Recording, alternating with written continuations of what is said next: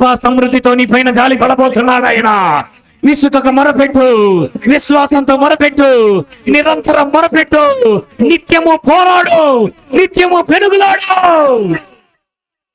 ఏ విషయాల్లో జయాన్ని పొందలేకపోయావో గతంలో, ఆ విషయాల్లో జయము ఇవ్వమని 40 దినాలు నువ్వు పోరాడాలి. ఏ విషయాల్లో ఓడిపోతూ వచ్చావో ఆయా విషయాల్లో గెలిపించమని 40 దినాలు నువ్వు పోరాడాలి.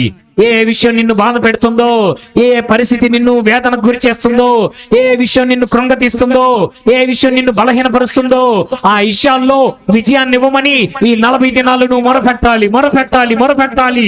పదే పదే పదే పదే మాటికి ఆ అంశాన్ని ప్రభుతో చెప్పి, ఈ విషయంపై నాకు విజయం కావాలి, ఈ విషయంపై నాకు విజయం కావాలి, ఈ విషయంపై నాకు జయం కావాలని పదే పదే పదే పదే ప్రభువుని వేడుకుంటూనే ఉండాలి. 40 దినాలు పదే పదే ఆ చీకటిని జీవితంలో తెగిపోయేంత వరకు.